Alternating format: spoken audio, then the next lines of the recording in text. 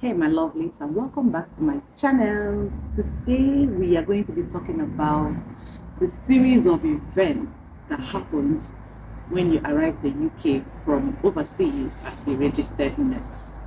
So I'm going to be explaining in detail so that you can prepare your mind, know what to expect exactly.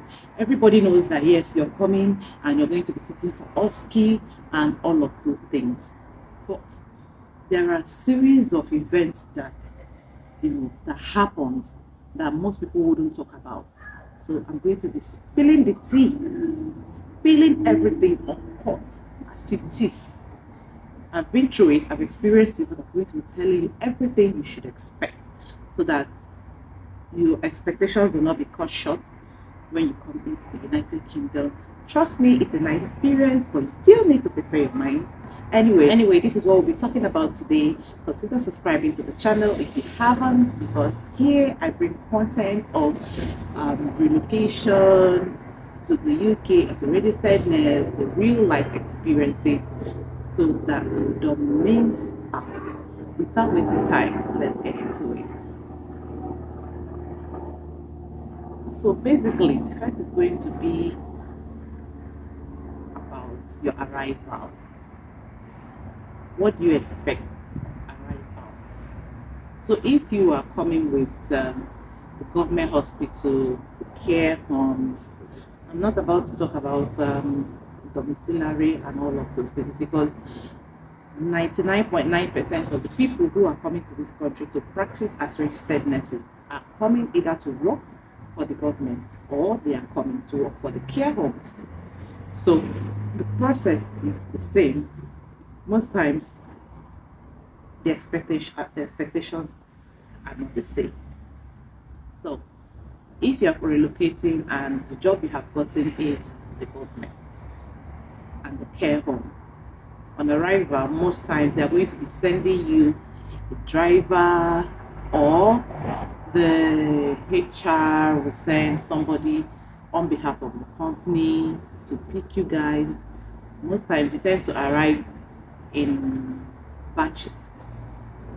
I know that in the government settings you arrive in batches, yes, but in the care homes it might just be only you or one or two people.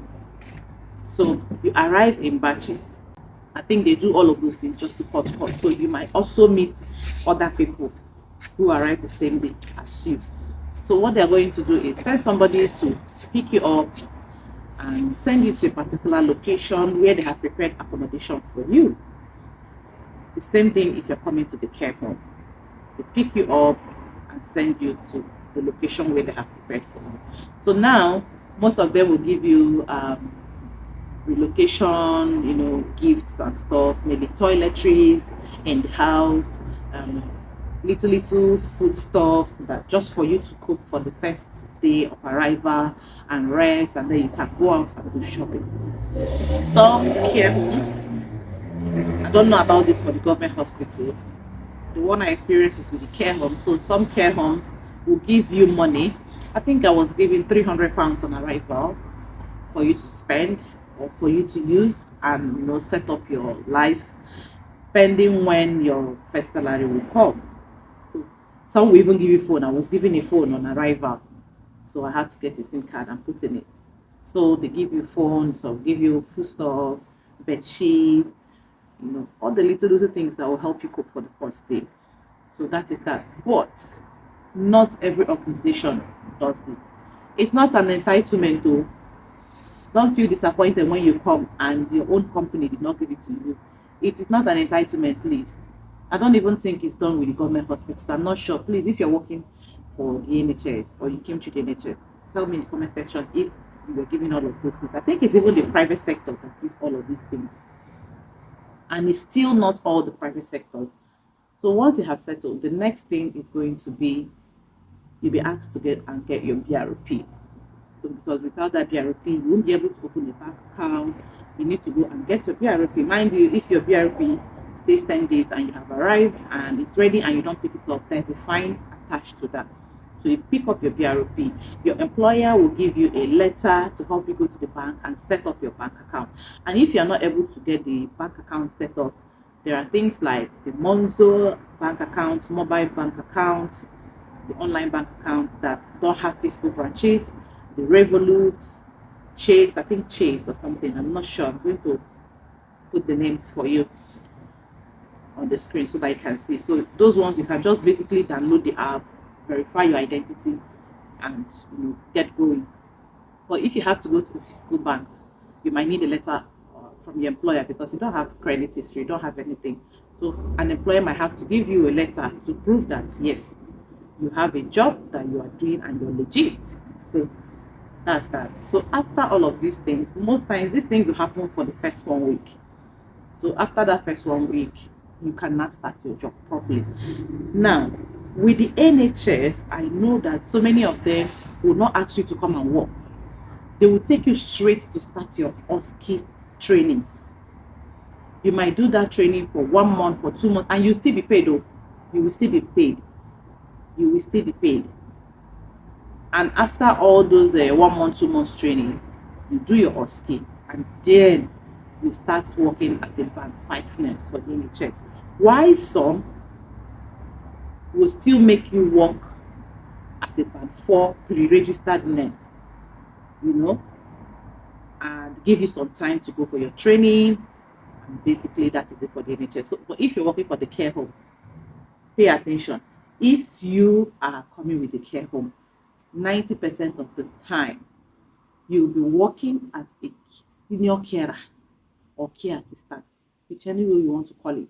You'll be working as a senior carer or a care assistant for the duration of your OSCE preparation. Some will book you for OSCE ASAP, and some will take like 3 months before you write OSCE.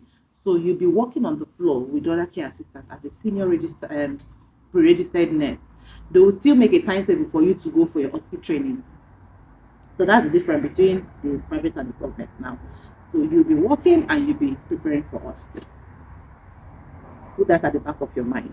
And then you sit for your OSCE exams. And that is it. So when you have sat for the OSCE exam and you have passed your OSCE exam, then NMC, they will still not allow you to work. They will still not allow you to work as a registered nurse, even though you have gotten an email to say they need that verification from NMC. They need your PIN. So you still have to remain as a pre-registered nurse until your PIN comes. So when your PIN comes, then they transition you into a full-fledged registered UK nurse.